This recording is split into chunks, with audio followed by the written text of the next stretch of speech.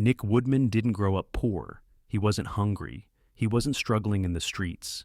And that's exactly why no one believed he would ever be great. He was the kind of kid people expected nothing from. A happy, loud surfer dude with too much adrenaline and too little discipline. His parents paid for his education. His father was a successful banker. His mother was an entrepreneur. Nick, on the other hand, only cared about surfing, and that was his curse.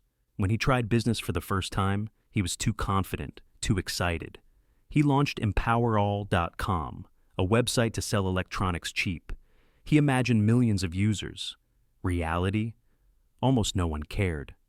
The site crashed, orders got lost, and investors ran away. Nick went broke, completely broke. Did he learn? No. He tried again. He launched Funbug, an online gaming platform with prizes, and it bombed even harder. He burned money, investors laughed behind his back, and he was forced to shut down. Nick Woodman wasn't just failing. He was becoming a joke. His family worried he would spend his entire life chasing stupid ideas. People whispered, "He's just a spoiled kid playing businessman." Nick didn't get angry, he got scared. For the first time in his life, he was terrified. He felt shame. He felt lost. But most importantly, he felt undeserving. This fear pushed him into something unexpected. Nick decided to run from everything. He grabbed his surfboards, packed a small bag, and wore a rubber band on his wrist. Why the rubber band? Because every time he got distracted, every time he thought about giving up, he would snap it against his skin to remind himself of the pain of failure. He left America. He traveled to Australia and Indonesia with one mission: to surf until he figured out his life. He lived in a van. He slept in hostels. He wasn't success chasing anymore. He was trying to exist without feeling like a disappointment. When he surfed, he stopped thinking. But when he watched others surf, especially the pros, something frustrated him. He saw them do impossible tricks, breathtaking, insane moves, and he couldn't capture any of it. There was no camera that could record these moments the way surfers lived them. Water ruined every camera. Existing ones were too big, too expensive, or useless in waves. That frustration gave him an idea, a small idea, a stupid, impossible idea. What if he made a cheap, tough camera for action sports? Not for Hollywood, not for studios, just for normal people doing crazy things. Nick thought, if I can help someone capture what makes them feel alive, maybe I can feel alive too. Nick didn't have money. He didn't have investors, so he did what any desperate man does. He built it himself.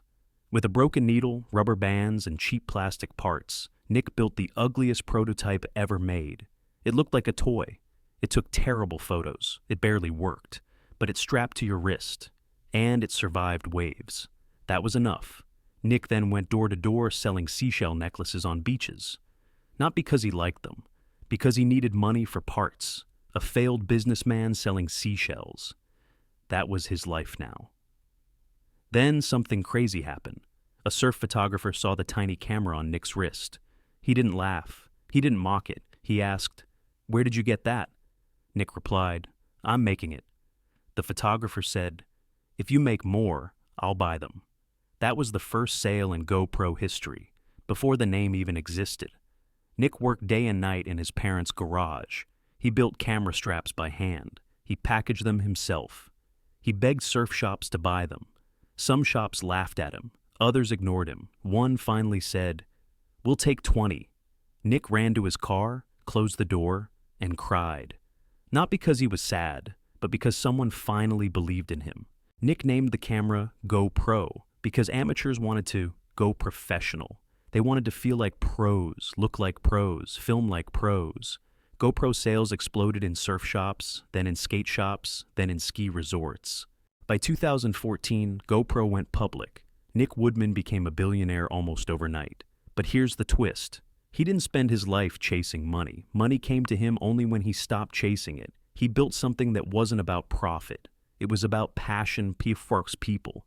Nick said, "I failed twice because I was building a business. I succeeded once I started building something I loved." That's the truth behind GoPro. A billion-dollar empire born from failure, fear, and a desperate surfer looking for meaning. Nick Woodman is not a tech genius. He is not a financial mastermind. He is living proof that success doesn't belong to the smartest or the richest. Success belongs to the people who refuse to quit, to those who take pain and turn it into purpose, to those who fail so hard that they're forced to create something incredible. GoPro wasn't built in an office. It was built in waves, in fear, in struggle, and in a garage full of broken prototypes. From a failed entrepreneur, to a broke surfer, to a global icon. Nick Woodman went from nothing, not because he wanted money, but because he wanted to capture life. And maybe that's the lesson. Success is not what you chase, it's what you become.